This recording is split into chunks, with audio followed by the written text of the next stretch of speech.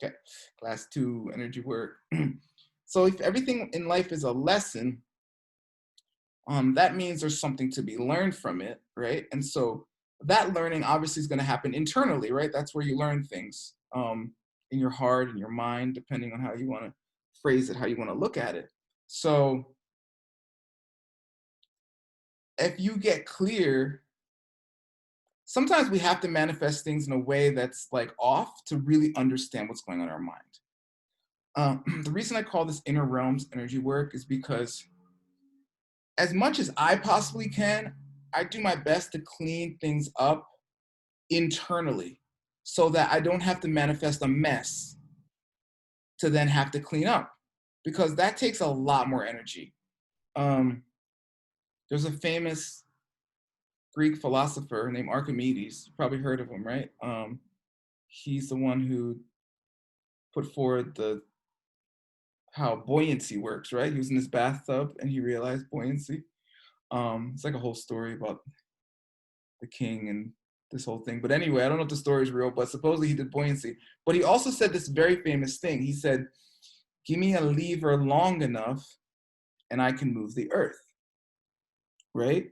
So if you understand how leverage works, you can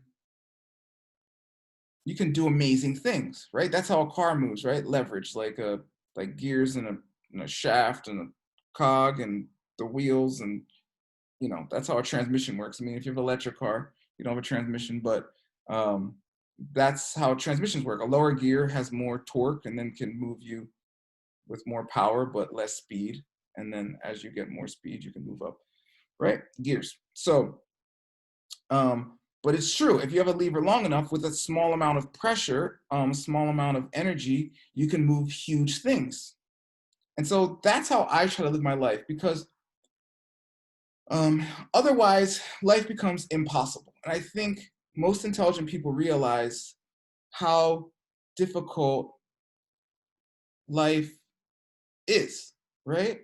And I think that's why a lot of intelligent people actually commit suicide, because they're like, wait a second, this is impossible, and they're like, okay, I'm done, right? But it's only impossible if you think that things in your world are coming at you and you have no power over them. Okay, when I was about, well, how old I was at? I was 22. I lived in Philadelphia on Mount Vernon Street, right, Bethany? Bethany was my neighbor. And I was sitting on the couch. I graduated college and I was like, I was just sitting on the couch a lot. I was relaxing. It was like 5 long years of college or whatever. And so I was just like thinking about life like a lot, like really in depth. And I was like, wait a second. There's a lot of problems in the world. And in my heart, I wanted to do something about them. Then I was like, wait a second. There's too many problems. How could I ever run around and save the whales, stop the nukes, fix the ozone layer, stay healthy, have a good marriage or whatever, relationship, et cetera, et cetera. It seemed impossible. And um, and in some sense it is, right? Because if you think that your world is happening outside and you have no power from the inside, then it becomes impossible. There's too many things happening, right? But then I realized, I was like, there has to be something going on inside, because that has to be the only, to me, that made sense. It was the only solution. I didn't know what it was. I didn't have a name for it. I didn't have a religion for it. I didn't have anything. I was just like, logically speaking, there must be something going on inside that I can figure out that can help all the outside stuff. And so I was like, okay, because all the other ways I could think of just led to a death, right? I mean, I was like, okay, I was like, what if I become a lawyer? Okay, die. Okay, what if I become, play stock market? Okay, blah, blah, blah, die. Okay, what if I become homeless? I was like, die, right? So I was like, if I want to intervene in that process, which seems largely outside my power, right? Almost, I would seem like 99.9% of humans be like, like, right? But I realized if there was any hope, that it had to be something internal. Okay? And so that's leverage. With small movements, very small, the movement of a thought. I mean, how much movement is that? I mean, it has to be some movement. I mean, to exist, it has to move, right? I got in a debate today with my Tibetan teacher. Okay, in Tibetan, it was very challenging. He started laughing at me that my brain was gonna hurt me. Lepa nagidok, my brain was gonna get pain. I was like, no, it's not. But we were talking about basically the universe, how, like Buddhists love to talk about this stuff, like how things are changing or unchanging and how like your mind works. And it's basically that, like in your mind there's always shifting going on. And my proposal to you last week, as well as this week, I'll reiterate part of it, is that your mind is the fulcrum of the universe, right? Like I was saying last week, you're at the center of your world. Okay, so I practice Tai Chi Chuan, which is this martial art. Okay, people think it's like for old ladies or something. I mean, old ladies can do it. I mean, I'm not knocking those old ladies. I mean, they're badass. But Tai Chi means supreme ultimate, and Chuan means fist. Okay.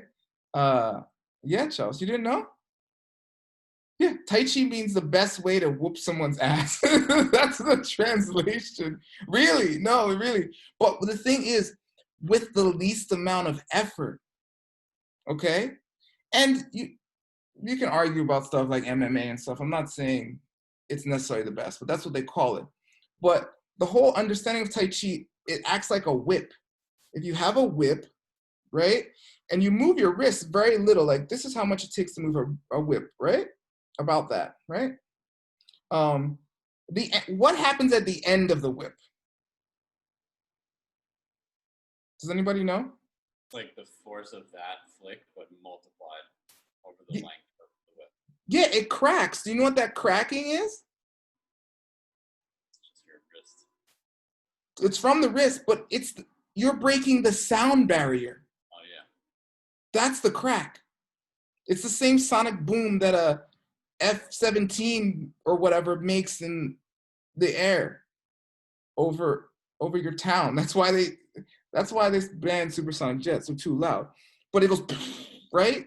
That's that sonic boom. That's what a whip cracking is. So this much effort yields. I mean, what's the speed of sound? It's like 500 something miles per hour, right? I think it depends on the air temperature, but we'll call it 550. That's really fast. How from this? Okay, so that's what I'm putting forward. That it's possible in your mind. Not just like not. And this is not just an intellectual exercise at all. I'm not saying just sit there thinking about stuff. No, this is the exact opposite. I'm saying how to manifest your reality utilizing the tools that you have been given to you. I propose that the human mind or minds themselves are by far the most powerful tool in the universe. Okay? And so it's possible with just small adjustments to your mind to recreate your whole reality. You dig it? Yeah.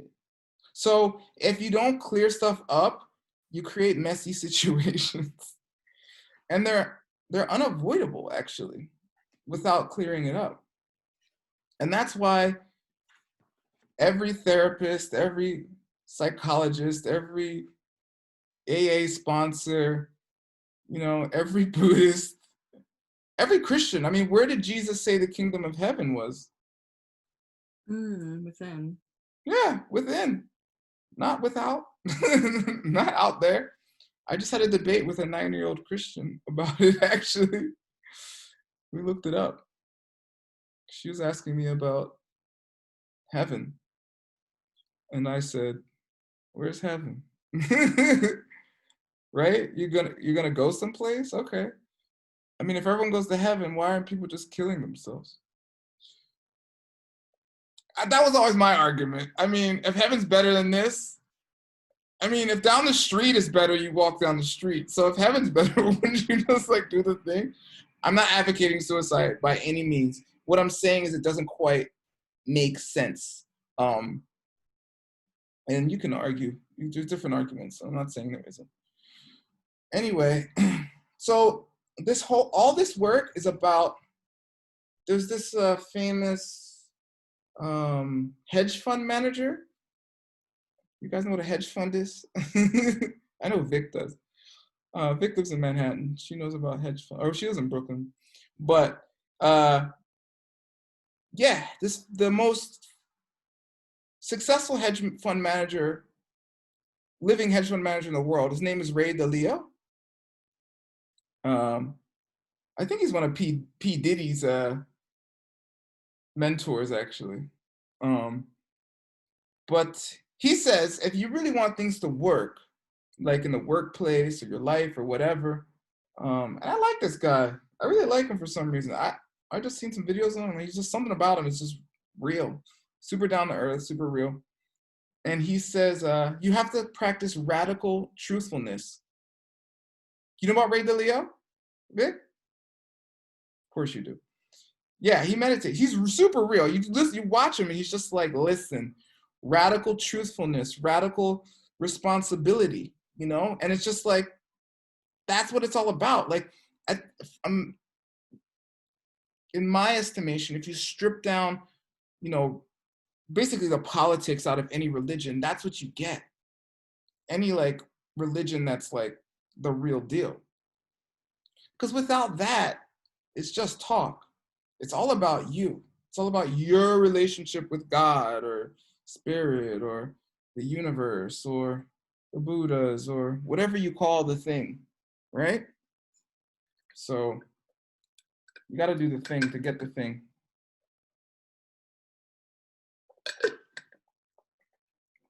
The 9-year-old asked me, how do you get to heaven? What did I say? My teacher says there's about 5 things you got to do, but basically you got to be heaven, I mean, that's basically it, right? But it's really hard to create what you want if you don't know what's going on in your mind, in your heart. And we have denial mechanisms, and they're there to keep us safe. Because if we do not keep our denial mechanisms,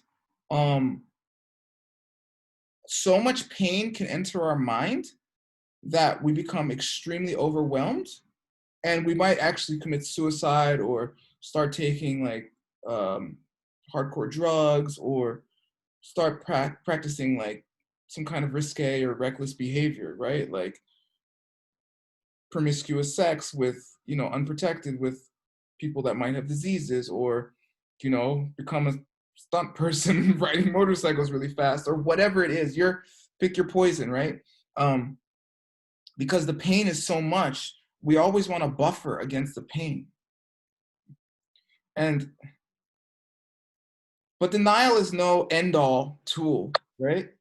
It helps us, it serves us, just like this body serves us, but it's not an end-all because it gets old, it dies, it has sickness and so forth. There's methods just based on you, like this is all about you. This is all about empowering you. It's not about me. It's like, honestly, when I read any religious kind of book, which I do often, as my job is to read religious books, actually. If it's not empowering me, then I think there's something wrong with it. Something wrong with it. If it's disempowering me, either there's something wrong with it, or it's like first grade. I was in first grade. Okay, I think I was the youngest person in my first grade, right? But for some reason I was smart, and so they start talking about math, right? And I like math from a very young age, like since I was 4 or something, or 3.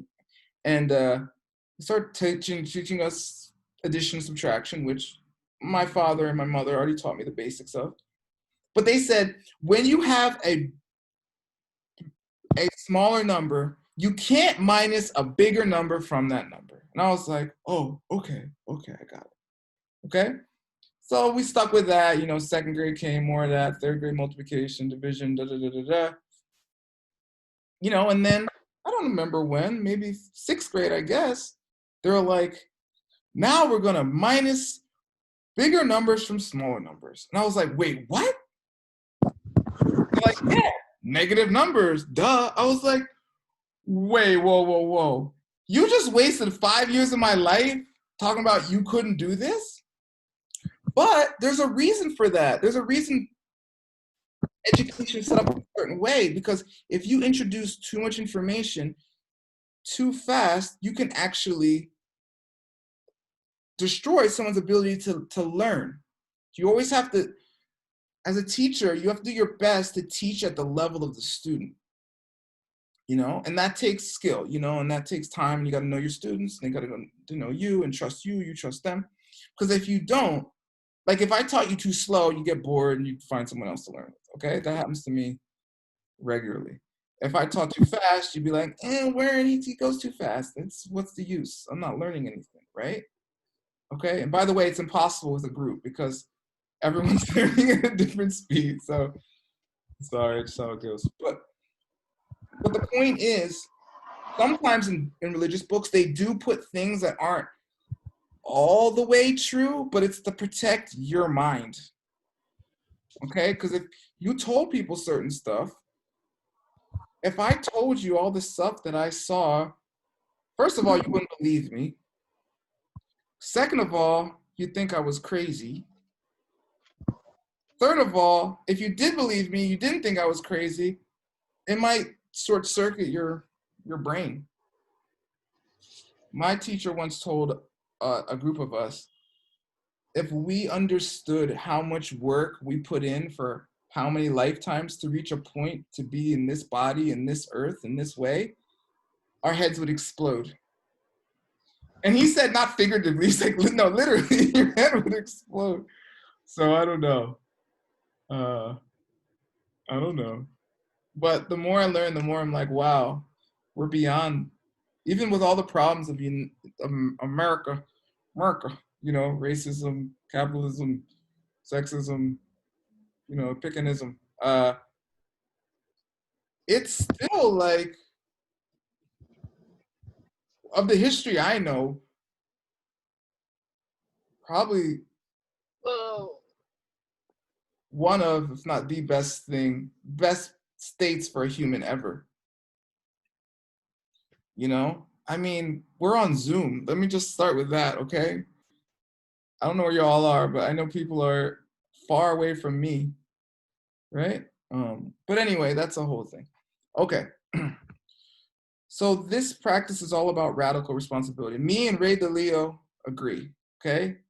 He's got a great portfolio too. You should check out his investments, okay? He's got an all-weather portfolio. It's like 50% gold, okay? He's doing well. Anyway, yeah, so for real. But see, here's the problem, okay? So if I tell you it's all in your heart, all in your mind, and that's how you're creating your world, what's the next thing you need to know? Or what's the next problem? Anybody?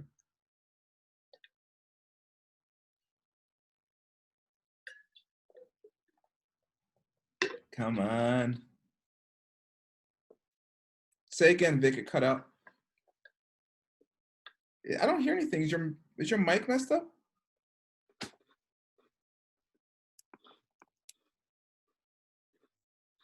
Try again. Okay, Vic's typing. Yeah, it's all your fault. That's true. Don't say fault though. That freaks Judeo-Christian people out to use that word fault. They get guilty. No, it is. But here's the issue. You don't know what's in your mind. Yeah, that too. Chelsea's right, but what are those limitations, right? I mean, people wouldn't need therapists if they just understood what was in their mind, right? The whole point of like therapists, counselors, coaches, right? Everyone's a coach now. The reason you need, yes, Audrey? Is that we have blockages Yeah, it's true, but not aware of. exactly. I totally agree. So you need a tool to become aware of what's going on in your mind. Because once you know, trust me, life, I'm not saying it's necessarily easier, but it's less mystifying. I'll tell you that. You know, if you understand that what's in your world is a reflection of what's going on inside your mind, heart, right?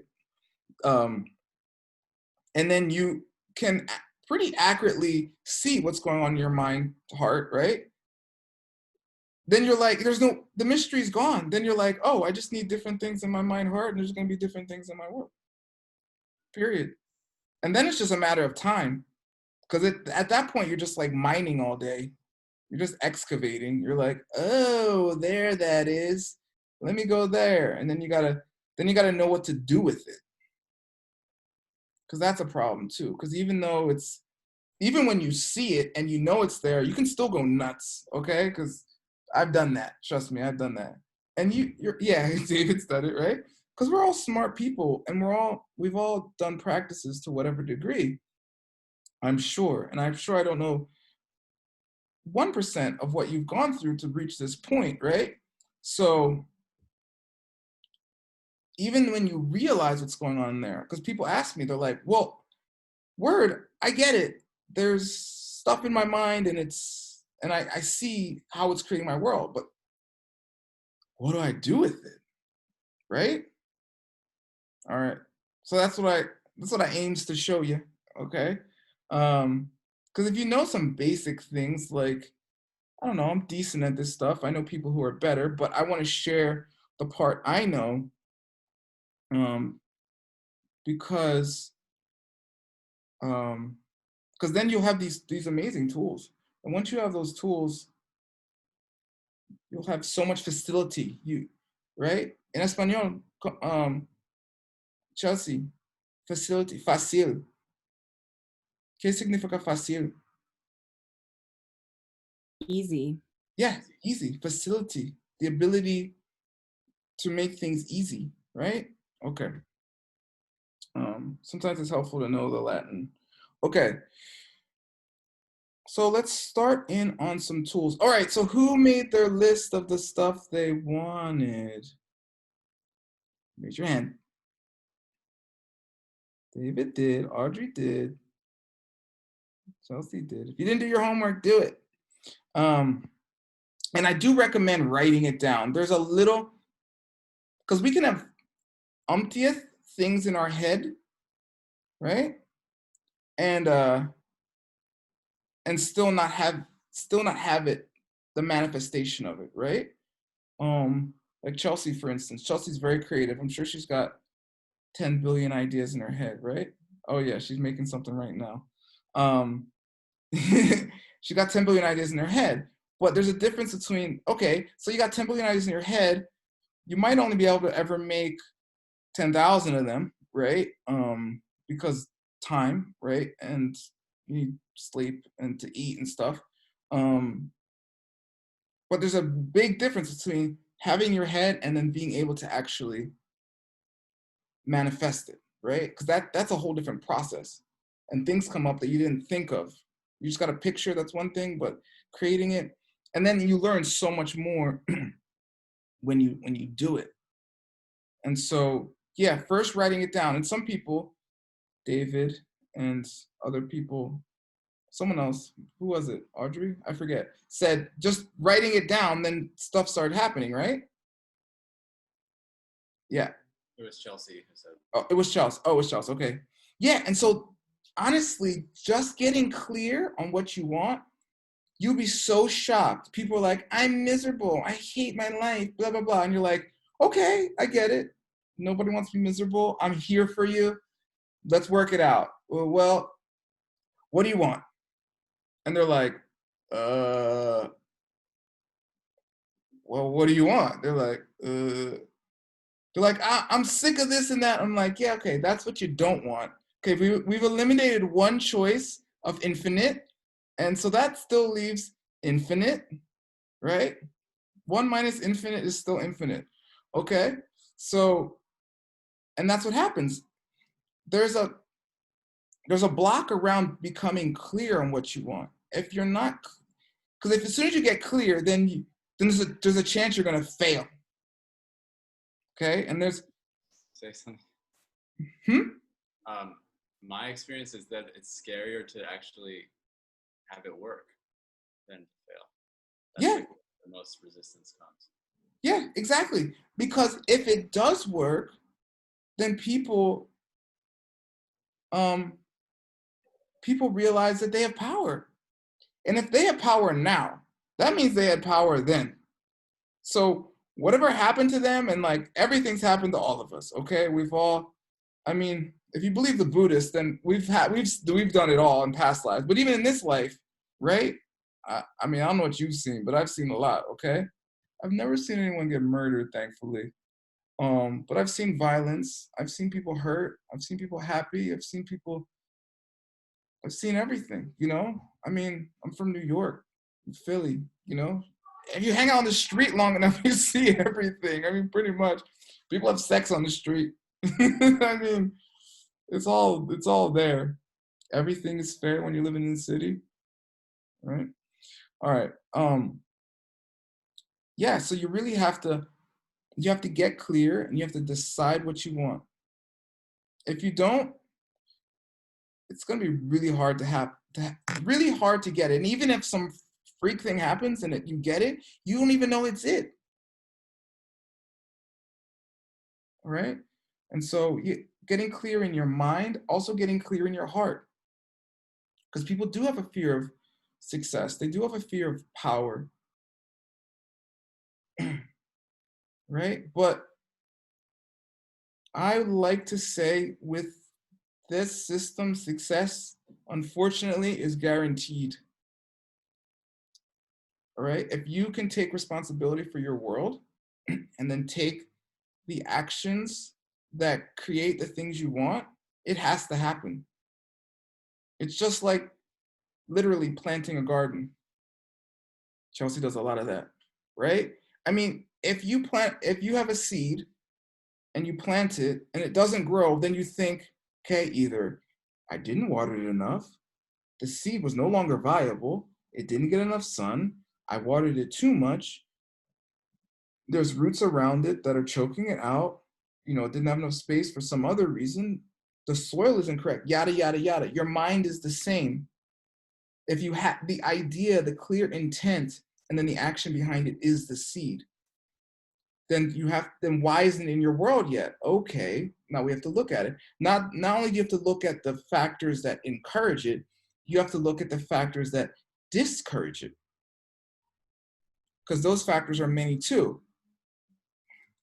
So all that takes meditation. So I recommend everyone getting some kind of meditation practice. It's kind of outside the scope of this class, but maybe we can do some basic meditation. To be completely honest, my favorite meditation at this point is Yoga Nidra. I've had a consistent Yoga Nidra practice for 12 years and 8 months. Okay, it's August, right? 8 months. And it has done everything for me. I mean, everything.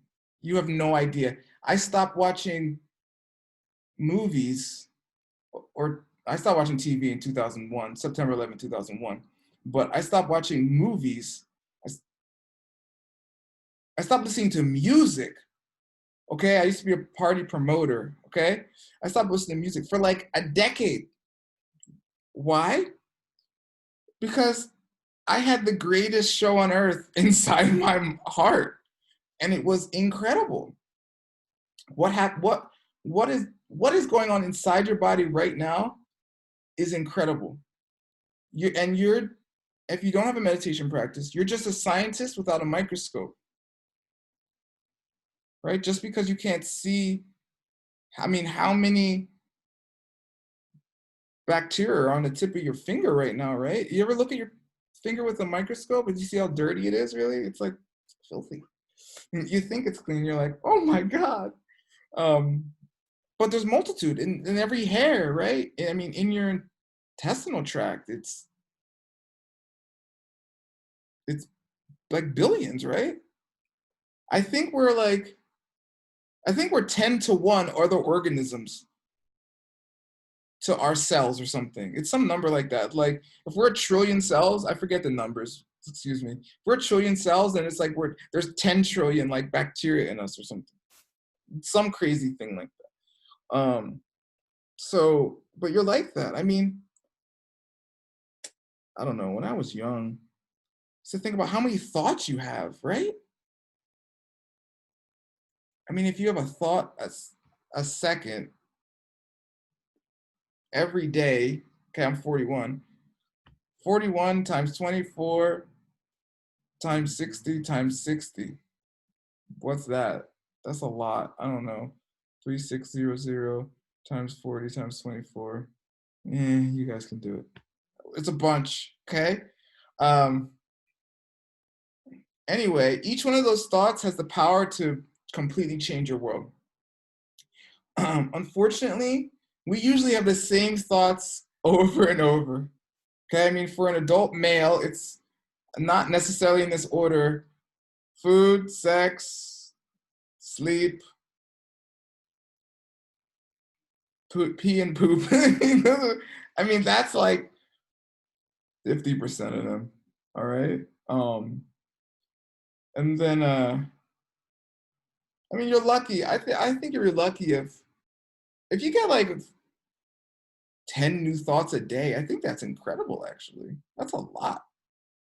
Think if you had 10 new ideas a day that you had never thought before. That would be a lot. I think one is a lot, honestly. Usually you just think the same things over and over and over and over and over. And those thought patterns actually are the things that create your world. Those thought patterns are the reason why your life is basically the same day in and day out. If you think, I mean, just think about it like this. Just something completely off the, just kind of off base. If you thought right now that whoever you live with was trying to kill you, how would your life change in 5 minutes? I mean, if you honestly thought that, okay, if I was living with Chelsea and I was like, I knew it, she's shady, she's got a knife, right? Your life would immediately change. I mean, you could find yourself on the street by nightfall. You'd run out of the house. And if you thought everyone was trying to kill you, then I don't know, you'd be living in the bushes for the rest of your life or something. Or you'd end up in jail once you try to hurt someone who you thought was hurting you or whatever. So one change in your thought pattern. Okay, how about this? What if you thought everyone in your life was trying to help you? Because right now you probably like, usually most people are like, third of the people they like, third of the people they don't like, third of the people they're neutral towards, or something like that. Or they have like 20 people they like like in their world, right? Most of the people they just ignore. Like if you live in New York, you got to kind of ignore about 7,999,999 and 80 people or whatever, right? Because the other, like, 8 million minus 20 people, it's too much. You get overwhelmed. I think that's why part of the reason New Yorkers are so like rude and standoffish. Not Vic, not Vic. Is because it's just so much, and you're just like, you know what? Just gonna focus up. I just gotta catch, I gotta catch the ACE. That's it, right? That's all I'm gonna focus on, right? And everyone else is it's just crazy.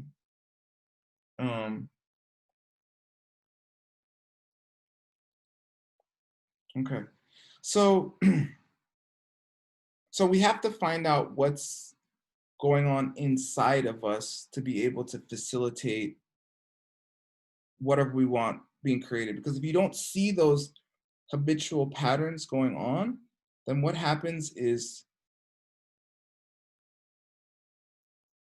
you create things unconsciously. And that's what I said this last time, I think. The ad for this class was like, learn to consciously create your reality, right? Okay. And that presupposes that you're already unconsciously creating your reality. Okay, let me teach you a trick. Teach you a trick. If you want to know something about someone's mind, watch this. If you want to know someone's mind, just look in their room. I mean, when they don't think anyone's coming over. Okay? You just open the door to their room, whatever they consider their bedroom or whatever, and you just look in it. Okay? I've found that to be like 99.99% infallible way to understand somebody. And if I come to your house, I'm sorry, I know what's going on in your head. I look around and I'm like, oh, done.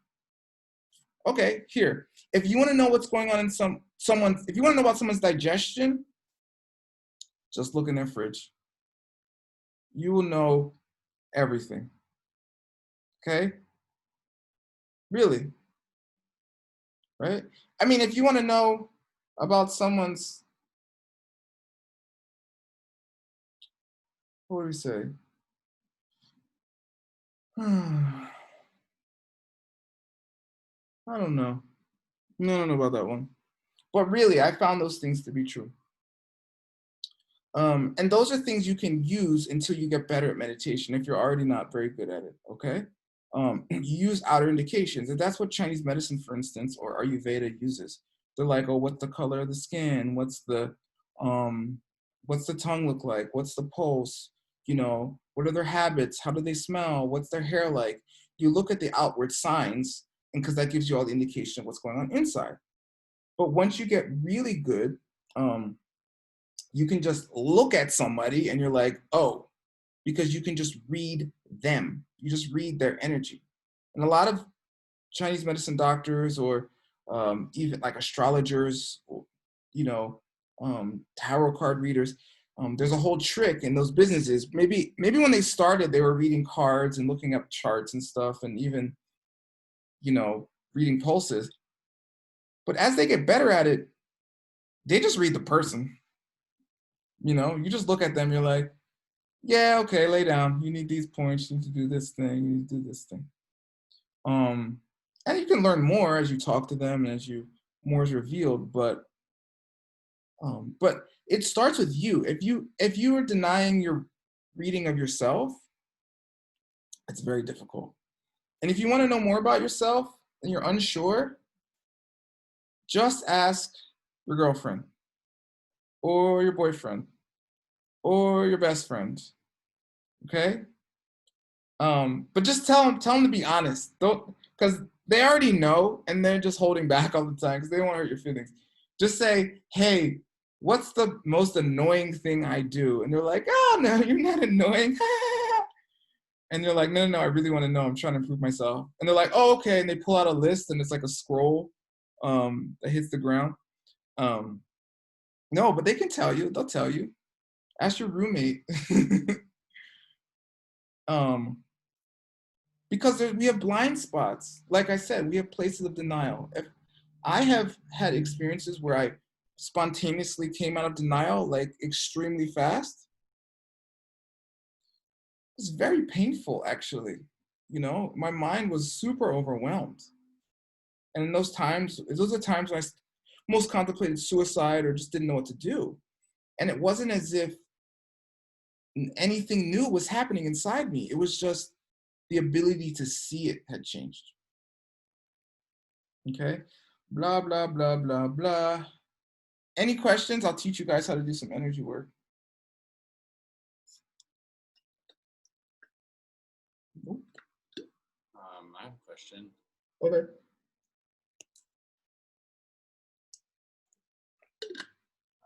Is there any like specific sort of instruction or like advice about the act of writing things down? Like to me, I don't really have a habit of like externalizing my thoughts on paper. Yeah. And so I'm sure there's a lot of fine tuning I could do. Yeah. I just wonder if there's recommend stuff. Yeah, and Someone wrote me on Instagram asking the same question recently. Or they were having a hard time coming up with something, which is always this block, you know. Okay, there's a couple techniques I learned from working with people. First of all, like if I ask you, like I'll play with Chelsea. Do you mind, Chelsea? Like if you're trying to help someone manifest things, which you should, by the way, if you want to manifest things more quickly, you should help other people do it. Chelsea, I'm going to ask you. Okay, without thinking, tell me, what do you most want? Go. Money. Boom, done. No, that's really important because if you wait, if you ask them, okay, it's the difference between asking somebody, wait, let me see. But then when I think about it, all these other things come up that I'm like, of course I want love and I want happiness and, you know, but it's like the money. No, feels like it's money. Yeah. Secure. Okay. Yeah, you want all that other, I forget how to frame the question because there's a way to frame it badly, but I can't remember right now. Yeah, no, you want money. It doesn't mean that's all you want by any means. But that means for whatever reason, that is the most urgent thing for you now. Okay? And it's sometimes we go to manifest something, like say we want, I want a Porsche, right? Okay, you want a Porsche? Okay, nothing wrong with my brother wants a Porsche, okay? Or did, I don't know if he still does. He's really into cars, whatever. So he wants a Porsche. But then, say someone who wants a Porsche, all these other aspects of their life are not together. Like their family life's in ruins. Their body's in bad shape. Blah blah blah blah blah. If you don't handle those other more pressing things first, it's going to be really hard with your Porsche. Because even if you say you get the Porsche, I want a Porsche. Next day, someone's like, hey man, I want to give you my Porsche. I don't know why, I just had this idea. You're like, thanks, bruh. Taking the Porsche. Okay, if you have body problems, relationship problems, problems going on in your house, etc., you can't enjoy the Porsche. You won't enjoy the Porsche. Just like, okay, like say Chelsea also wants a partner, a spouse, a relationship or something, right? Okay, she gets one, right? But then she ain't got no money. Okay, then partner gets mad at her. Like, you know, I really want to go places, but you're always broke. I got to pay for everything all the time. You're like, well, but I want money too. And then you got to take time away from the relationship to get your money game together, which happens all the time. And you can do both. I'm not saying both can happen at the same time. But if it's really pressing, it's going to create a situation. Like, say you want someone who has money, right? You don't want another poor ass like you, right? So you're like, okay, I want someone who's paid, right? Of course, who doesn't? Or at least has got their stuff together, right? Like, they ain't like, you know, like broke. So you want someone who's got their money game together, but then you don't, and they're looking at you like, what am I doing you? I'm trying to go Bahamas next weekend. I gotta pay for you again. You know what I mean? Which some people don't care about, but it creates a different dynamic in the relationship and in all your relationships. So it really, if you really want to know what to manifest, that's one way where you can just, you can ask yourself too. There's a thing, free writing for David. It's his question. Don't think, okay? I can tell David's a smart guy. David already thinks too much. I already know this. He's like me, right? So as soon as you go to, I want to manifest, you're like, what to manifest? And then it goes into this whole thing. But really, it's like, it would take you 10 seconds. Okay, if you were about to die and someone was like, okay, what are the 5 things like if you got 24 hours to live, what are the 5 things you're gonna do? Or what are the 5 things you regret not doing? Write that list, okay? And that's like the bucket list or whatever. Manifest that, okay? Because that's all that really matters to you. All the other stuff is either obstacles in your way or stuff that someone else told you need to do that you don't really care about. And that's a whole thing. That's all that stuff's in your mind too, right? Stuff that your mom cared about, your dad cared about, your uncle cared about. Um, I don't know. I grew up watching the Dukes of Hazzard. You know what, Bo and Luke cared about. You know what I mean? Like all the stuff in your head, all the random stuff in your head that isn't actually your core belief, but you don't know what your core beliefs are because it's so covered up by all this stuff.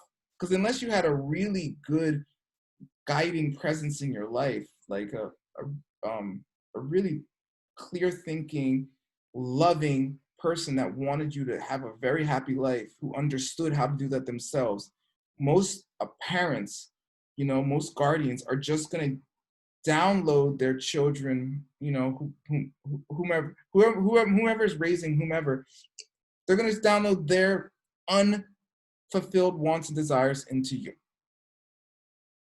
Okay? Whatever they didn't process, that's going to become your issue. Right?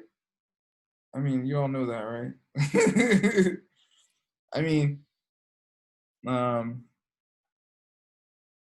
okay, David, you want to do some energy thing with me? Sure. Okay. Okay, okay, first let's do the body thing, okay, since I talk too much. Okay, everybody do it. Just get in your body. So you can start with your toes and your feet because that's where we tend not to be present very often. And feel your toes and your feet,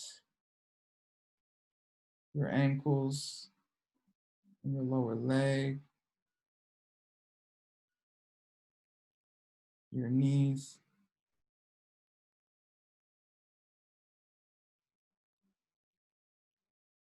Thighs and hips, your hands, wrists, forearms, elbows, upper arms, shoulders,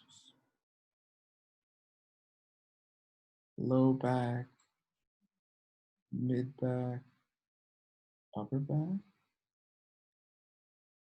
abdomen, chest and rib cage, tops of your shoulders, neck,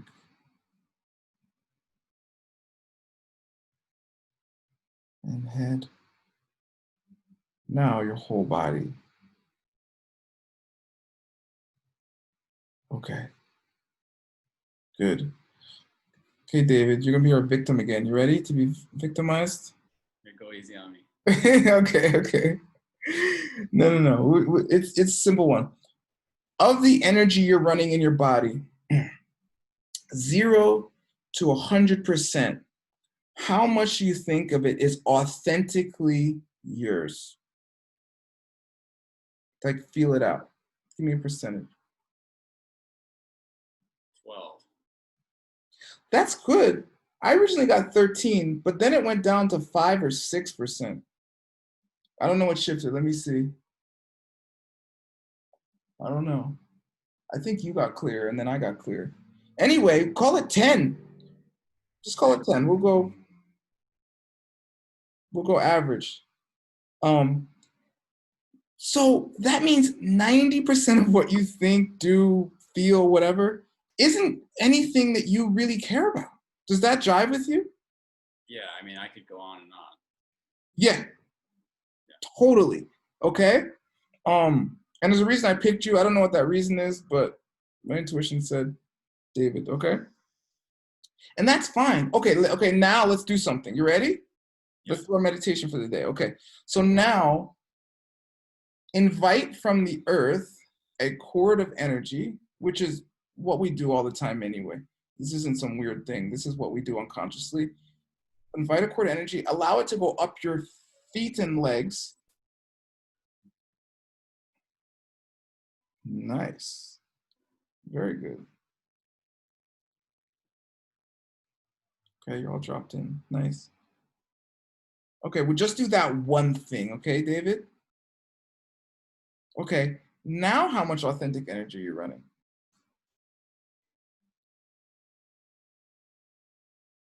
Well, now it's like 11, but that's from the 6. That's from the 6. I think it's more than that. I think it's more than, I The way think, I experience it is like, I mean, I feel the energy go up my feet, and I feel like this sort of like safety from that. yeah. Once I like even go to answer your question, I feel it dissipate. And then so like in the moments that I feel it filling me, then the percentage is higher than like when I actually go to speak to Oh, you. I see. Oh, that explains it. Okay, because I got about 38%. Okay, it When- might have gotten to that point before I went to talk. Okay, cool. Because right now it's back down to 5 or 6%. Okay, cool. All right, I get it. And that's a little trick your mind is playing on you around something. But you said go easy on you, so I'm not going to tell you. No, you can talk. I mean, I know what a lot of what's coming up. So we can talk about it. Okay, you tell me to stop if it's getting too much. Basically, part of you feels like you're not allowed to get your needs met around, especially earth-based things like Right. money. Can I be blunt? Hmm? Can I just be explicit? Yeah. So like the last few years I've been dealing with like really intense stuff around my mom. Wow. And just at the end of May, she tried to kill herself. Yeah. Mhm. And it's like this ultimate, like, the way I experience it is like she feels people separating from her. Mm. And in order to like make sure they don't fully do that, this is like this drastic action that she took to like keep people stuck to her. That's like Yeah. where I'm at. Yeah. Yeah. My Qigong teacher talked about that all the time. It's called the secondary gains of a disease or secondary gains of a condition. Yeah. You get a It's very disease, but fresh in my body right now. Like I spoke to her on the phone today. you feel what in your body? It's very fresh in my body. Like Oh, I see. Yeah, yeah, yeah. Yeah, and that can be very jarring to your energy system, right? And it can make you feel like very disconnected, right? Or like you want to disconnect or something, right? Yeah, because it's too much overwhelm. But the reason it's so overwhelming is because it taps you into a bunch of unprocessed and feelings and emotions and information in your body from your relationship with your mom. Right. Yeah. And since, we come from our mothers literally, right? Like physically, they represent like the earth in a lot of ways, right? And that's in so many traditional cultures, right? I mean, 5%ers, they even call them earths, right, Solomon? Like gods in the earths, right? Um, right, men like earths, like literally like the physical. I mean, mother means matrix, right? Ma, matrix, same Latin root. It's like the thing we come out of, like the matrix, right? But anyway, yeah, so it can be very jarring and disconcerting, especially in like, I don't know about your relationship with your mom, but especially if you had some kind of codependent relationship with your mom, right? Where the separation between you, because if your mom is freaked out about separation, that means she didn't have some kind of boundary. She didn't have some kind of healthy boundary system previous or currently, right? Yeah. I mean, it has to mean that because otherwise separation, there would be nothing to separate from if she didn't have a boundary issue, right? So yeah, so that means if you were raised by her, then you have a boundary issue, right? Yes. It's just, this is just logic, right? I don't know anything about your situation. Yeah, and so therefore, if your mom's trying to separate from this life and blah, blah, blah, blah, or all these things, because you're entangled with her emotionally, that's gonna reverberate through your body. But see, that's what I'm saying. 90% of your energy that you're running is your mom's, dude. Totally. And it's very much like right on the surface. It's like I've been in process with it from many angles for like the last like 3 or 4 years. So it's like coming up. It's like Okay, so let me teach everyone something immediately, let me see, everyone on this call can benefit from it, okay? Everyone. There's a step you can take immediately. You can say, I remove any energy that's not authentically mine in my field now, okay? Try that one, David. You don't have to say it out loud in your head, or just do the action. If you can do the action, get done. Hold on a second. I'm just Okay. writing if I remember it. Yeah, please. Thank you. And all these are going, I didn't send you guys the link because I'm way busy, but I put the class up on my YouTube channel last week, and this one will go up too, okay? Okay, David, you try the action.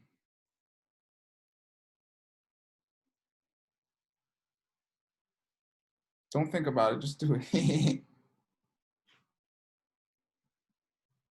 Can I help you? Yeah. Okay, I'm gonna help you. Okay, I'm gonna hold it out of you so you don't suck it back in. You ready? Okay. Read the percentage now. 30. I got 78. Wow.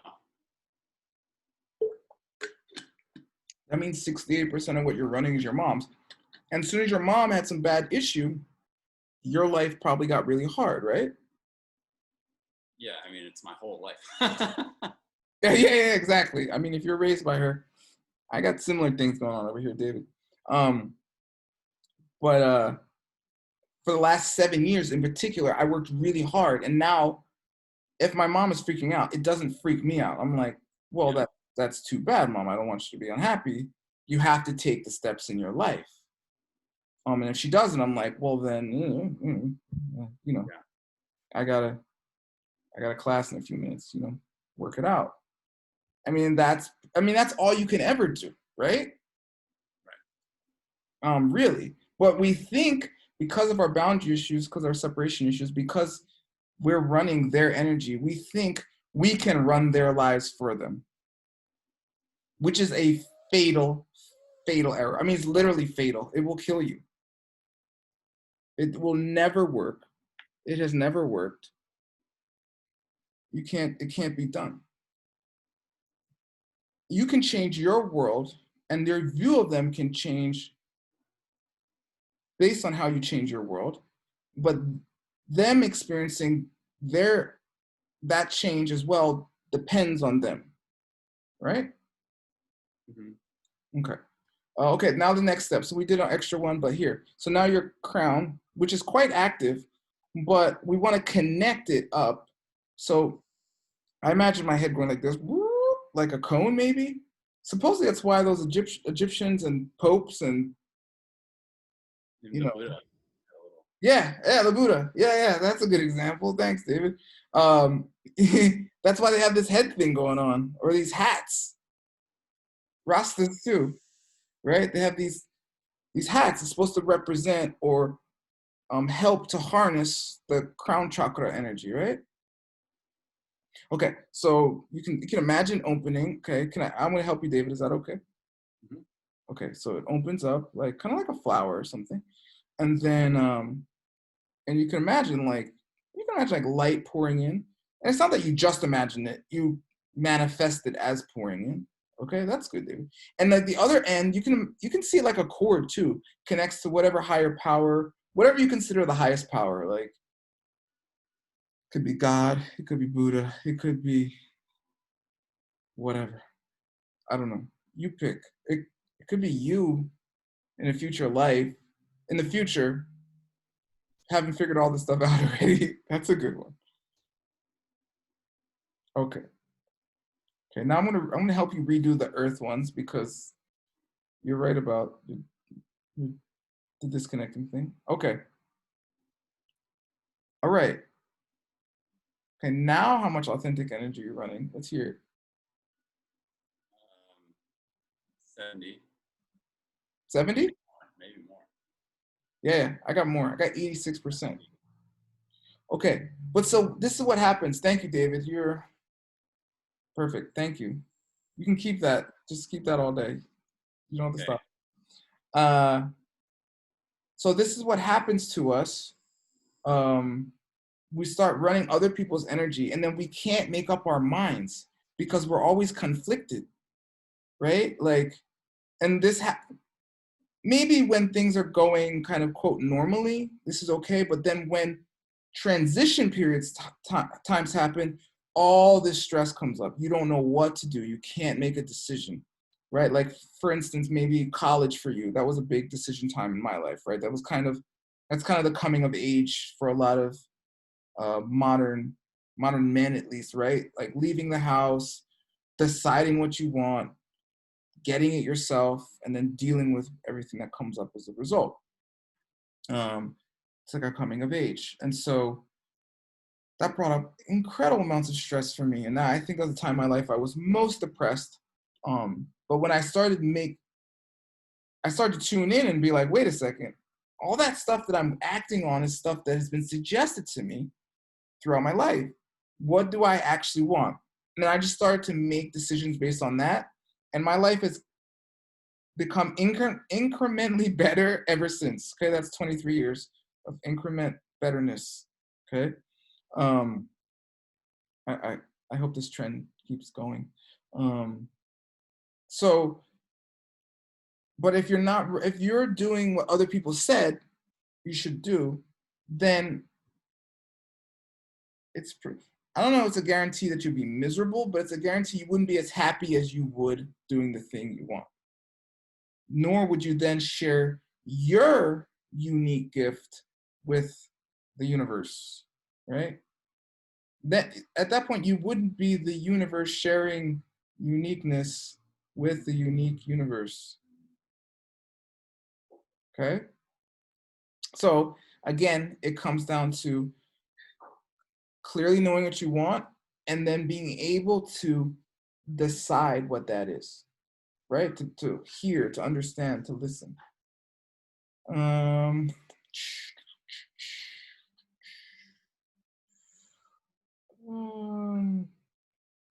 Okay, I picked on David enough. Can I have another victim? Taking volunteers. Free help here.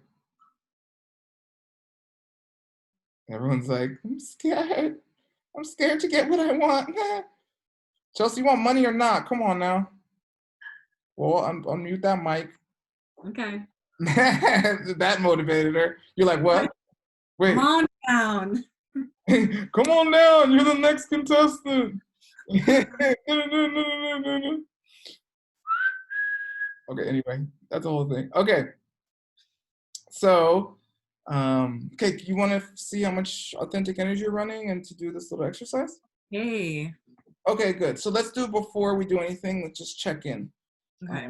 Because I like to show people that a change occurred and one that they can notice, because then they can duplicate that themselves, right? I just tell you, oh yeah, you're better. And you're like, what? What happened? I don't feel different. Yeah. And in this way, you're empowered. You don't need me, which is my goal for all of you. Like, do it yourself, teach others. Yay. Okay. Okay, Miss Rutherford. Okay, tune in with your body. Just drop in, good. And just tell me, 0 to 100, how much of your authentic yada yada are you running?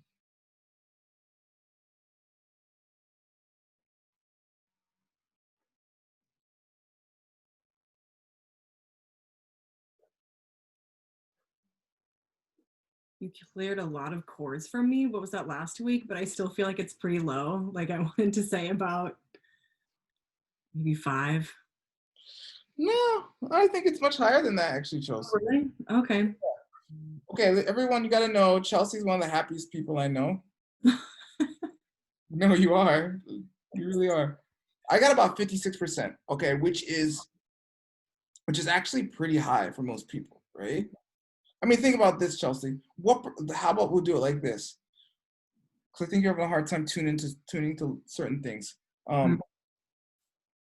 What percentage of life would you not change? Oh, now, right. Yeah, I do feel like I've done a lot of that clearing. Yeah. What percentage? About?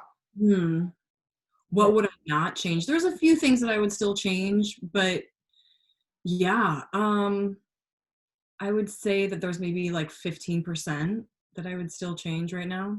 Okay, that's really high. Okay, that's really high. Most people are living these I mean, come on, it's like that's really high. And I think that the gap in those two is a reflection of just tuning in with some unconscious stuff. Um, Yeah, the subconscious beliefs. yeah, there's some layers in there for you, and it'll just take some time. You know, you don't want to do it too fast. Um, but even if you're running like 60, 70%, right? I got 56%. You're saying 85%. And that's the same percentage, okay? Like, it depends on part of my life, but I'm about 87% right now, which is awesome. It's a little, and you can tell, like if I went through different parts of your life, you'd be like, oh, oh, oh. Yeah. Let me think. I'm trying to think of something that's not that. Well, okay, I'll think of, let's do it this way. Okay, I've been to Chelsea's house. I've stayed at her house. She's got a really nice place. Chelsea, what percentage of your house setup would you change? Well, I want to live alone, so I want to have my own kitchen. I don't want to share a kitchen with anyone. Um, I've been to the kitchen. I understand, Yeah. but But overall, I feel happy, grateful, and content. But there is still that part that I'm like, oh, but what if I could just have yeah, 100% my own space? right. And I get about 87%, Mm-hmm. like 13% or something you would change. Mm-hmm. Right, and that I get it. That makes total sense. But that's what I'm saying.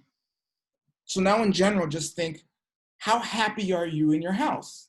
Yeah, yeah. I genuinely feel very happy. Yeah, you're very happy, right? You're about 90% happy, right? Yeah. Yeah, you would shift some things, you get your own place, but you would keep all your books and stuff and have your setup, but just in your own house or something, right? Mm-hmm. Something like that. Okay. And I'm just trying to help you tune in with these percentages and stuff. And Mm-hmm. not because it's the end all, but I think it helps people a lot because it can get really murky when we keep things in our head and we don't quantify them. Mm-hmm. That's Mm-hmm. why oftentimes when people want my help manifesting something, I often start with money. Mm. Um, I think it's also can be hard to remember like how far we have come because there's a lot of those old cords still connected of the people that we used to be. And um, yeah, the memory of those old patterns that are still kind of murky in the mind. It's like a shadow, like a phantom shadow habit or something that it's like, oh, I actually don't do that anymore.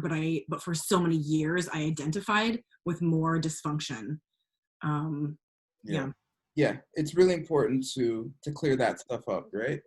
Okay, let's do the chords to the earth and the ones above and just see what happens to your levels, okay? Okay. Okay, so, all right, so invite a chord of, chords of energy from the earth into your legs, up through your feet, into your legs.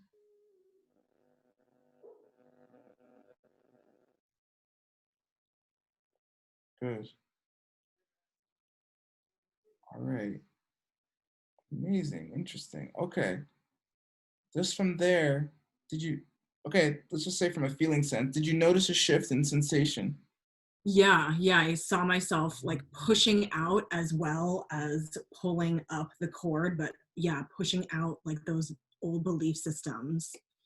Okay. And how much authentic energy do you feel like you're running now? I feel more like 90% now. Yeah, I got 87%. Hmm. And actually, I think the part of the reason you're not running more is because you don't have your own space. So you don't feel like you're allowed to actually run more. Mm-hmm. But the reason you don't feel like you're allowed to run more is because part of you doesn't feel like you're allowed to be that much of yourself. Mm-hmm. That's why you're creating your housing situation. which has also been interesting because as I have become more of my authentic self, I've been pleasantly surprised by people's open acceptance and loving gratitude for like, oh, here's this new beautiful side of Chelsea, of her being more honest and authentic. And yeah, there were relationships that I did have to walk away from, and I was scared of that, but it ended up being actually not only fine but great. Yeah. No, it's always gonna be great. If it's better for you and integrity, you're gonna be happier. And eventually they're gonna be happier too. Maybe initially they might be upset, but it's never benefiting other people for you to be out of integrity. Right. And if you think it is, that's gonna be a series of issues, really. Inevitable issues. Great, because that's us still allowing. Say again and cut out. That's I said, because that's like still us allowing their energy into our field. yeah, and it's also you allowing yourself to not fully be yourself. Mm-hmm. Mm-hmm. Okay, now let's do the chord up, okay? Okay. Okay, so drop into your body, feel the chords connected through the earth still. Open up through your crown chakra, your head like a bowl, and see like light pouring in or cord connecting directly to your higher power. Good. All right.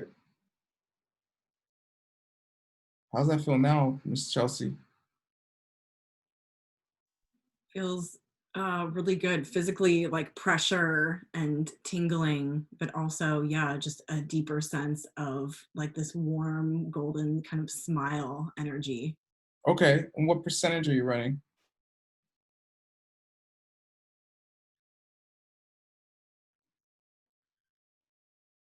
I feel still around that 90% Oh, area for me. I got 96 for you, Okay. which is a great indication, which tells me that you're not allowing your kind of divine inspiration to run your life. Hmm. Like, probably when you hear those thoughts, like, move out, get your own place. You're like, no, no, no, I can't. And then you somehow cut that off so you don't have to hear those thoughts so that you can stay, uh, Comfortable. yeah, comfortable in your lack of happiness. Right, because it's like good enough. Good, right? Because I mean, think about it. I mean, 87%. Oh, come on, that's a B plus. I mean, C's get degrees. Exactly. No, that's what people do. Because there's fear involved, right? Because the fear comes from a lack of faith, but the faith comes from a lack of understanding. I'm not asking you to have like some kind of blind faith. It's from a lack of understanding, right? Mm. Yeah. Understanding true potential.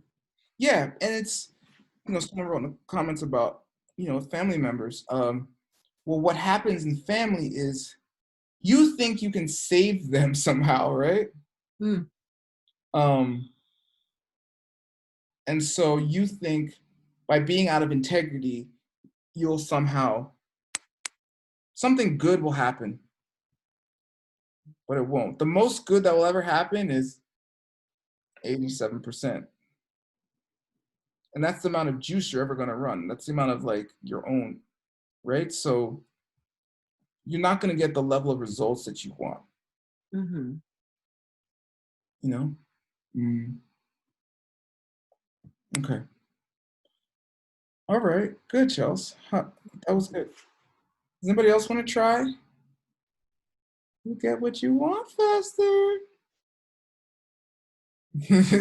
They're all scared. Come on now. Why are you in this class? No one? Ask a question. Yes, David. What's your question, sir?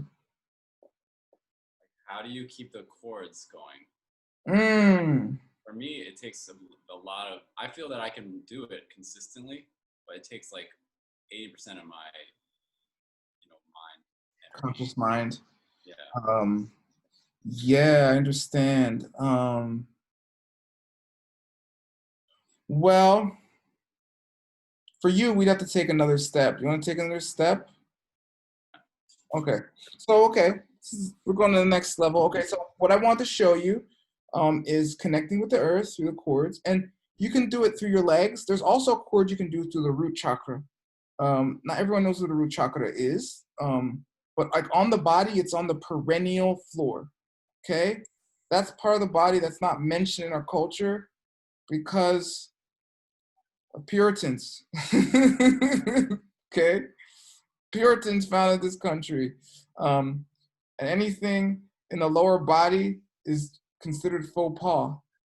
Okay, so one of my qigong teachers, Fa Jun, would joke and say, "It's the spot in between the plumbing."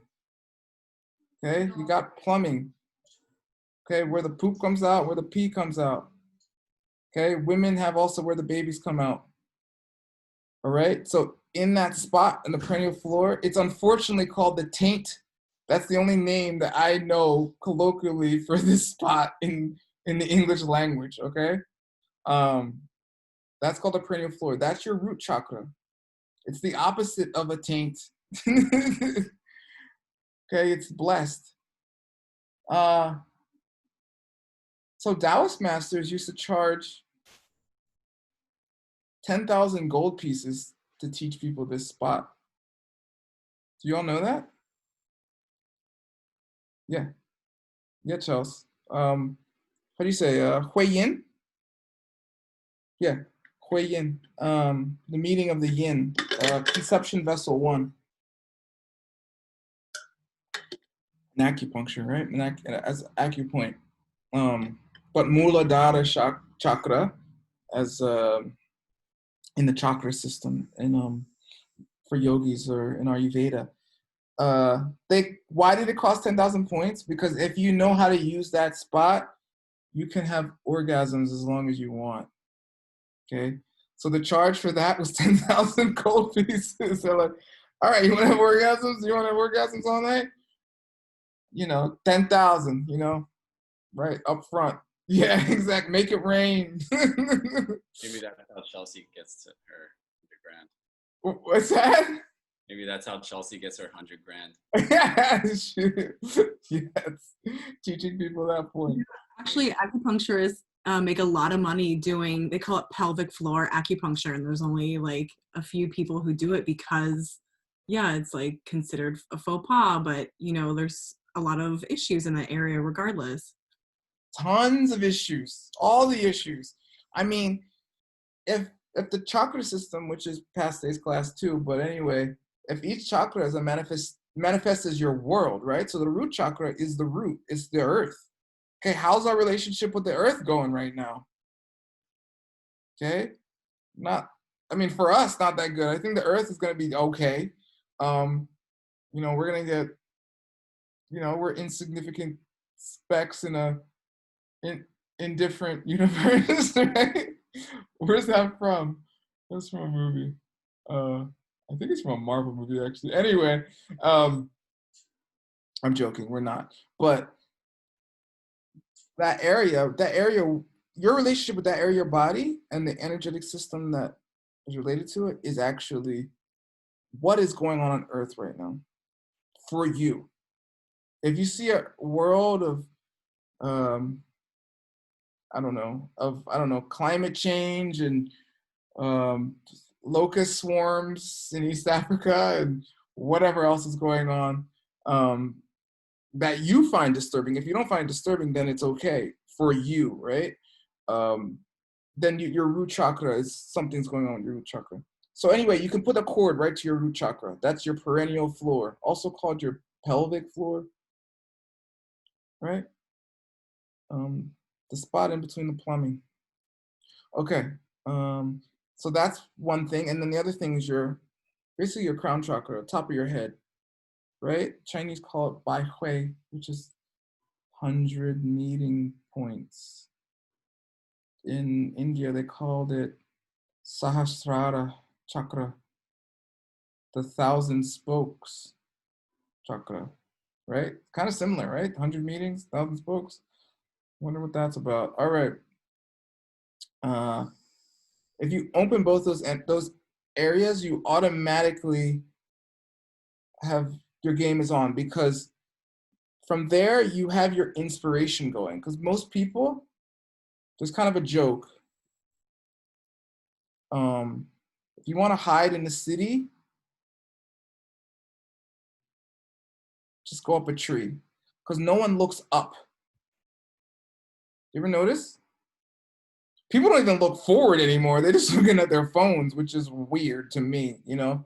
Maybe because I lived in Philly too long, and you might get like stabbed or something. You couldn't like be like looking down all day. I don't know. That's just me. But people don't look up.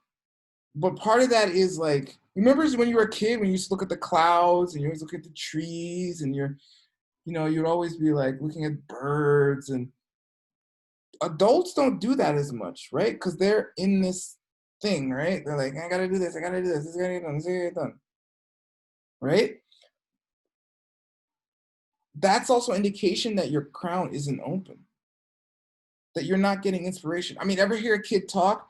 Oh my God, and the cloud did that, and then I saw a dragon, but there was a fairy. Oh my God, I love fairies. Right? Their imagination is constantly flowing. I mean, a really young child, their skull isn't even fully closed, right? The fontanelle is open. Like the sutras, the space in between the bones, the parietal and frontal and occipital, right? In this case, isn't even closed all the way, right? Some cultures used to take advantage of that, and they would bind people's head, which I think was incredibly painful, right? And they would get these like head shapes, like the head thing I was talking about, like the Pope's mitral. That's that Pope hat. It's called a mitral. Anyway, okay, so that's 2. 1, crown is 1, and root is 2. You're muted. Where'd you go? 1 sec. You disappeared yourself.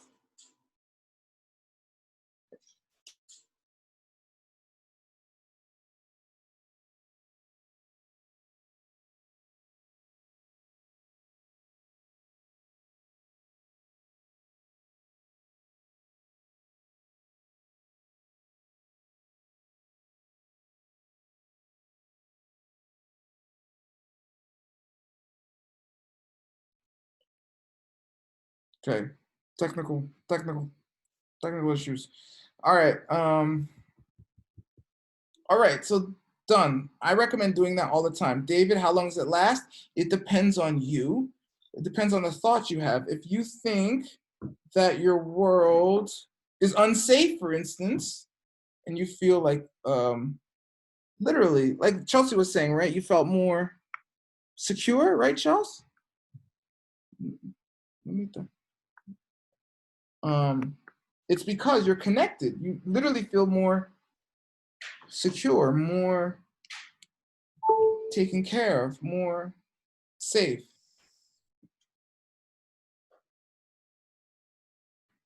Okay, so you might have to do it over and over.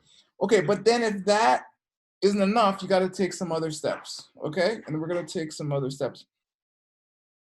One of the first steps I do recommend taking, actually as well as up and down, is claim the space you're in. Solomon was outside, so I guess he can claim the whole beach if he wants. He already has. Look at him. Where are you, Venice?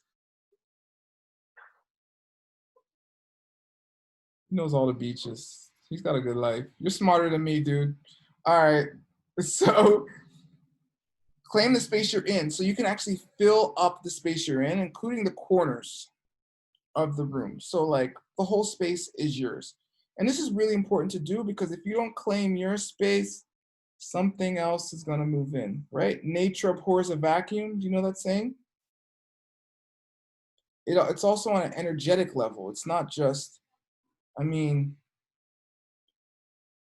I mean, literally, if you live anywhere and you make something as a little shelter, some rodent's gonna move in, squirrel's gonna move in, which is a rodent, bird's gonna move in, like ants are gonna move, something's gonna move in. If it's protected from the outside, something's gonna like literally move in. And anytime you create a, I don't know, a cube, anytime you create something with corners, an enclosed space, what you're actually doing is creating a pocket dimension. Let me just tell you something, okay? And that's the foundation of geomancy, like feng shui or vastu. Feng shui is Chinese form of geomancy. Vastu is a Indian form of geomancy. And there's others. If you know any Freemasons, they're doing a European form of geomancy, right? That's why they're masons. They're builders. I love it. What's that? I love Freemasons. Yeah, they have all this esoteric knowledge, and it's the thing about esoteric knowledge is it's just like religious knowledge or whatever. It's shared, right? And it's neutral. What you do with it is what makes it good or evil, right? But just like a knife, you could cut somebody or you could cut carrots and make them soup, right? Okay. So claim the space. So those things are very easy. If you're outside on the beach, just like make a huge bubble around you. Solomon's already doing it. Look at him. Living a life. All right. And then right then and there, you'll be in a better position to make decisions. Like people, if you have anxiety very often, usually like 95% of it will go away just from that. Because the reason you have anxiety is because you're disconnected from God, essentially, right? And the earth. So of course you don't feel, of course you're freaking out. You don't feel supported. You have no inspiration. There's no new thoughts coming in your head. You feel all alone because you are, you know, and all those things. All those thoughts that you're having when you have an anxiety attack, in a sense, is true energetically. And your thoughts are always going to mirror your energetic state. So you could try to change your thoughts, which can be very difficult sometimes because our thoughts can be really tricky, slippery, especially if you're smart. The smarter you are, the smarter you are, right? Your mind's like, hey, what about this? I found a new way to make you miserable. No, really, I've seen it. I've done it. I do it. So, but if you change your energy, right? Like just your posture. I mean, that's the whole deal with yoga asana, right? They're just like, you know what? Just shut up and put your body in funny positions. Because let me show you something, right? Watch. Have you ever seen someone completely depressed like this? Have you seen depressed? This is how depressed people walk around, right? No, not even close. But I mean, watch. Just go like this. Just do it. Just try it for like 10 seconds. Okay. I lasted 5. My body's like, dude, stop. Right? Yeah. Chelsea's like, work it out. Work it out. And that's why all these ancient systems, they always talk about form. Either a dance, which is like moving form, like, or martial arts, which is basically the same type of thing, right? Or some kind of yoga, you know, more static posture practice. But the whole point, I mean, how do you feel after an asana class, usually, as opposed to before? Vic? Better. Yeah, exactly. Okay, that's not right. There's little things here. Those reactions. Look, here we go. I never use these things. Yay! Exactly. Good job. Right? You feel better. And that's the whole point. And you don't have to think about it either. You could just do this all. I mean, if you did this enough, you'd get pride. If you did this enough, you'd get sad, right? And everything in between. Every body, every mental state has a physical correlative. and a breath correlative. So sometimes those things are easier to shift than trying to just shift your mind, because the mind can be a slippery little devil. While, I mean, take 10 deep breaths, that's 10 deep breaths. You can't be angry without breathing angry. Watch, try it. Okay, try it. Okay, we did the physical thing, the posture thing. Just breathe like this for 10 seconds. Don't have a freak out. I have people do this too long, you start freaking out, okay? If you start freaking out, just stop, because that's the whole point, to show that you would freak out. Watch, just breathe like this.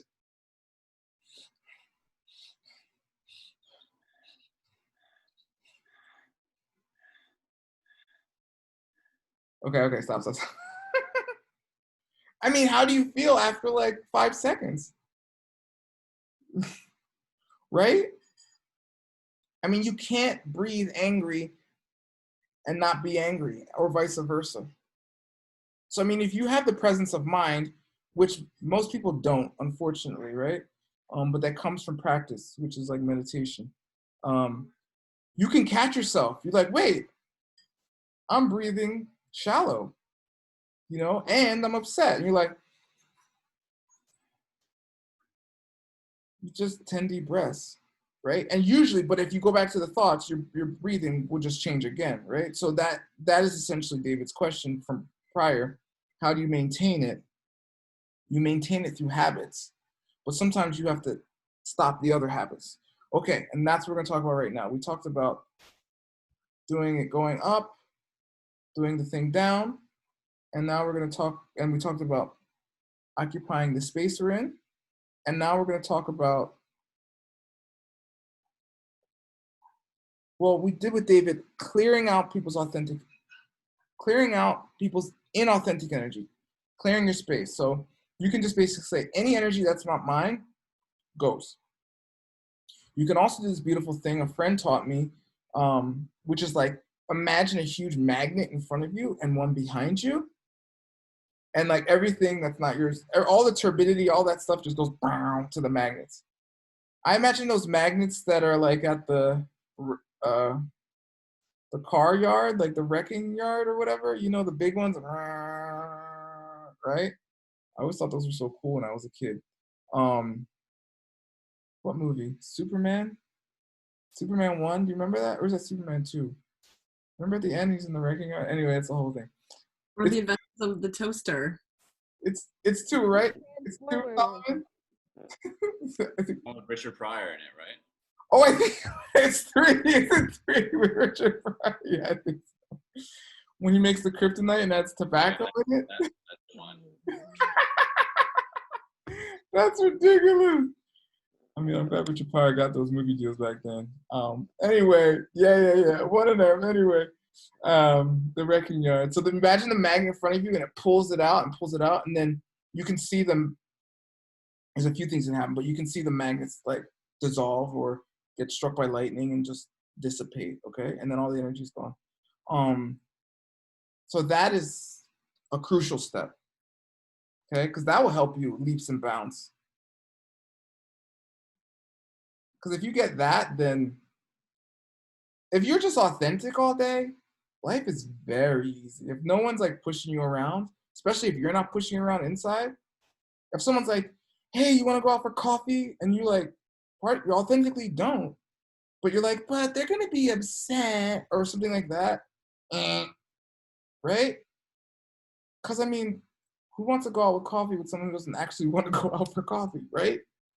And that's what you would be if you don't actually want to go out for coffee, right? I mean, if you really don't want to go home for Thanksgiving, don't go home for Thanksgiving. And I'm not saying avoid your stuff. I'm saying the opposite. Be real with what your stuff is so you can make real decisions based on your stuff and not based upon other people, your view of what other people want from you or need from you, supposedly. Okay, so you do the magnets thing, clears, lightning dissolves. And those steps alone will get you very far. Now the next step is when the surgery comes in, the more precise issues. The more precise techniques that clear precise issues. And we'll talk more about all of this, so don't worry. That's around contract. Excuse me. And I mentioned it last class a little bit. How in us is a series of decisions, and all those decisions are operating continuously until you make another decision, right? And like one of your decisions that's operating all the time is like, I'm gonna stay alive no matter what. Like that's going on inside you right now. Because regardless of cars and storms and possibility of all kinds of disaster, you're alive, okay?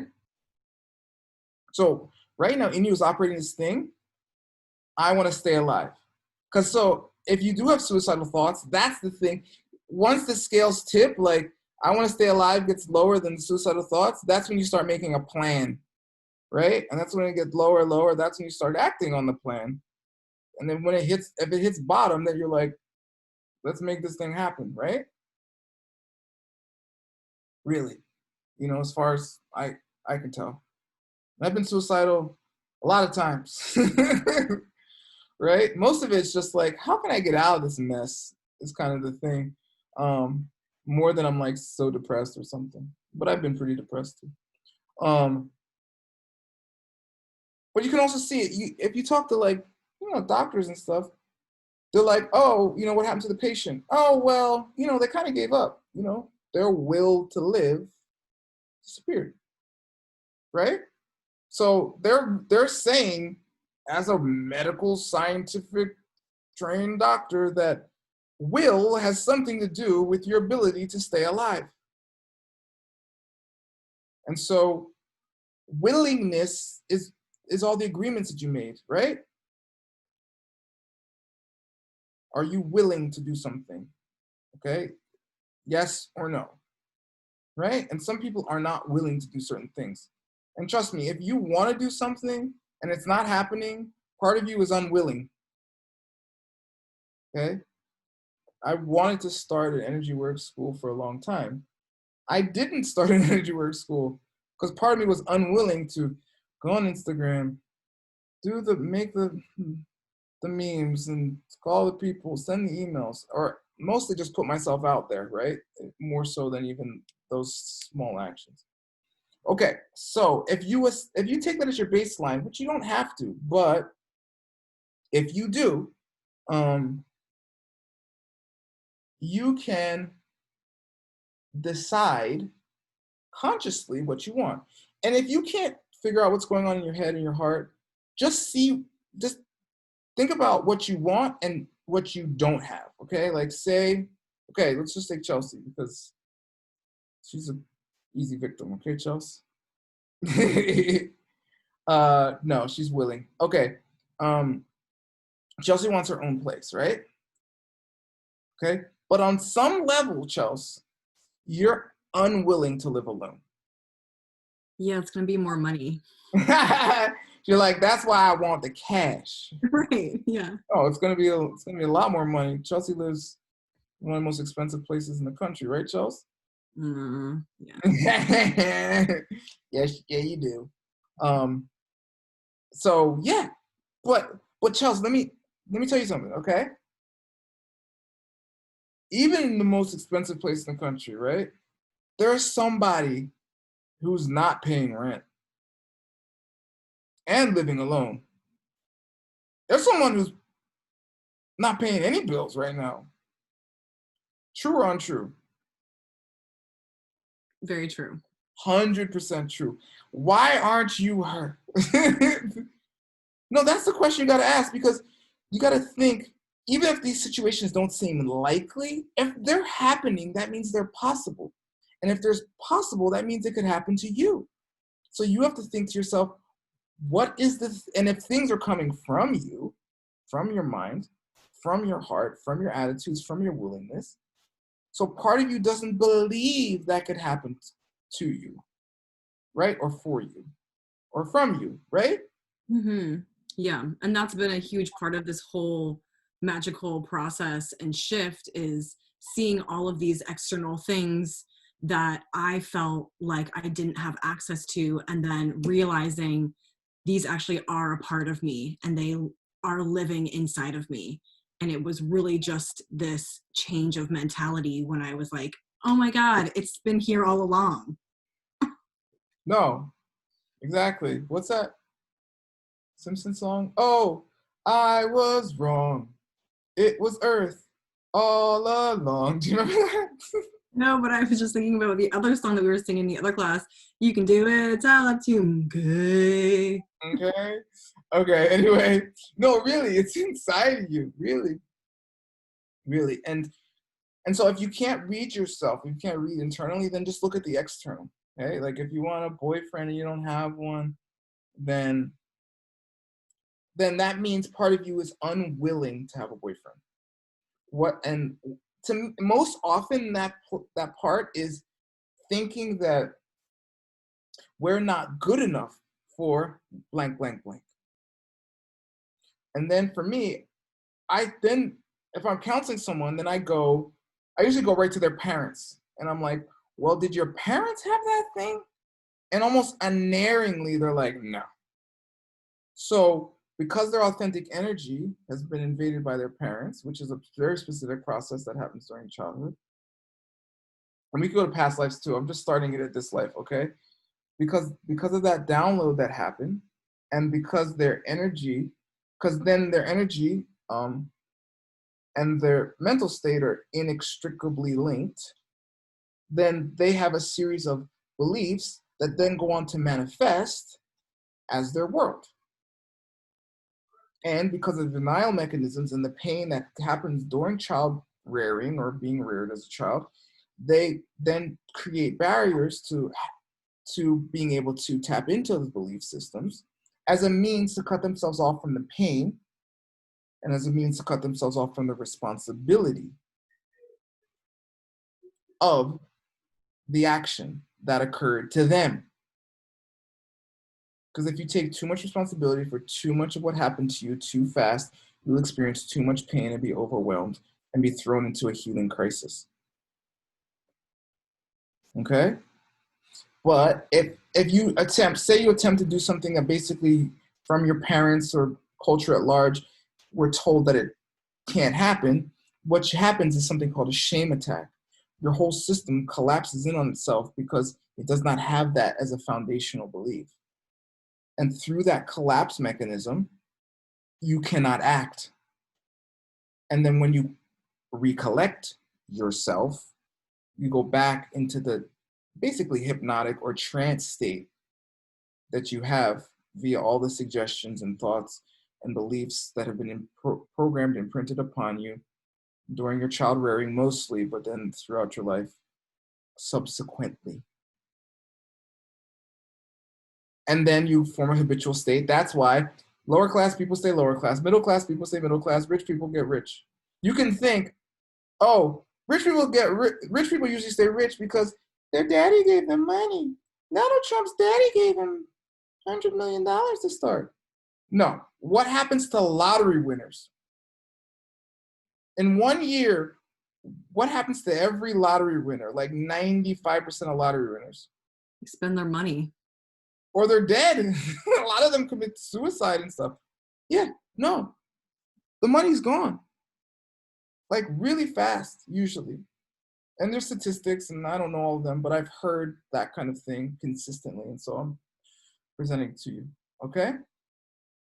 Because their mentality, even if they have the goodness to manifest this incredible thing, they don't have the mentality. Like when I say mentality, I'm talking about deep unconscious stuff, to maintain it, right? Because they don't really think they deserve that money or that lifestyle. So they're unwilling to do what it takes to keep their life, that lifestyle, that money.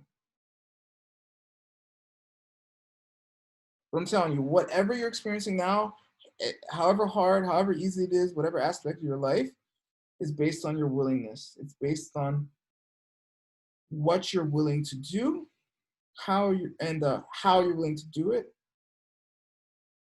and all that can be shifted via this work.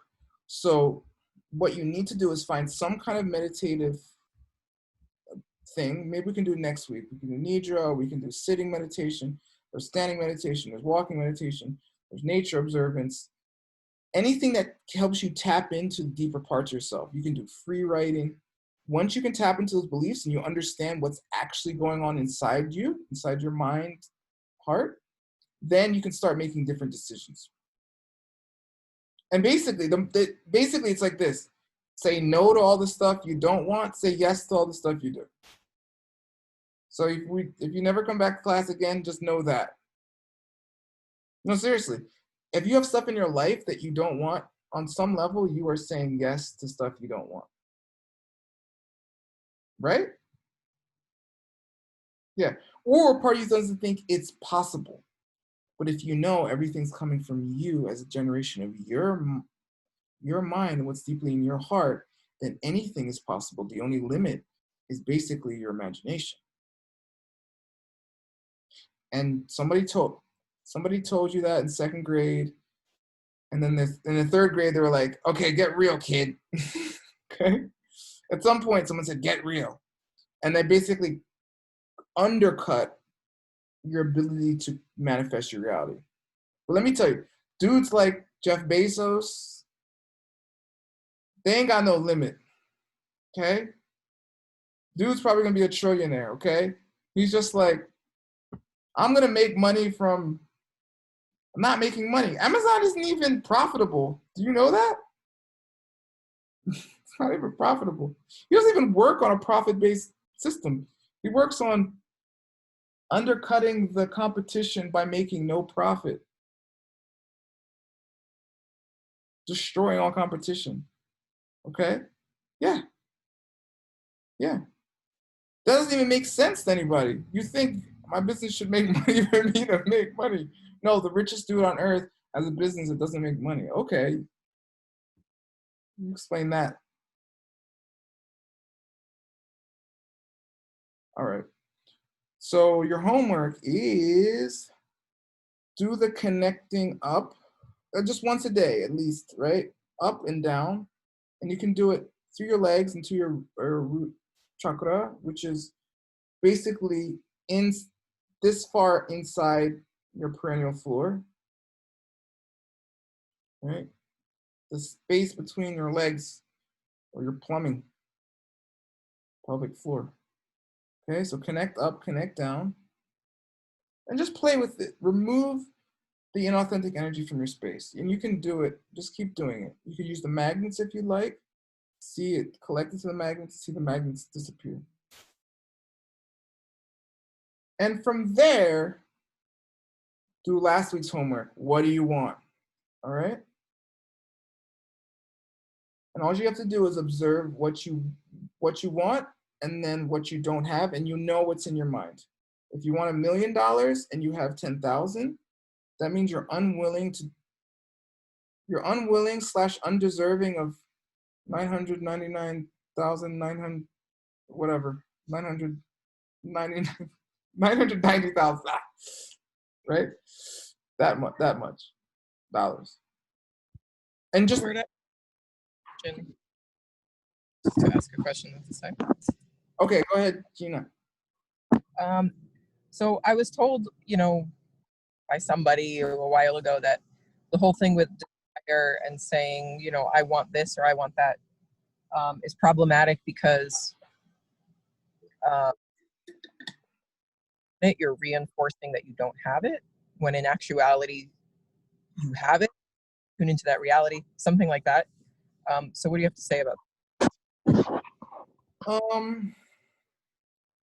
I would say not exactly. I mean, if you're hungry, you ain't got food, and you go to your fridge and get food. That doesn't necessarily reinforce the fact that you don't have food. It just cues you into the thing you want, right? And they call that appetite, right? If you have an appetite for money or food or sex or whatever it is, that means there's some gap between what you want and what you don't have.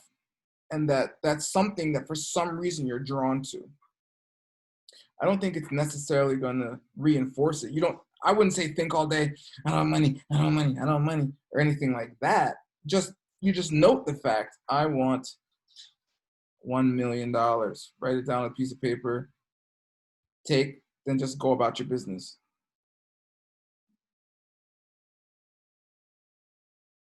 Right? Sorry, we're over time. Good question.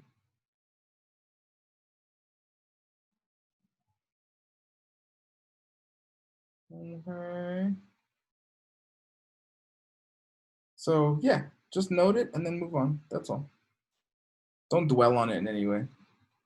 So I don't agree with your friend person, but tell him to call me. We can talk about it. Okay, that's the end of class. Thank you so much for coming. You're a wonderful group.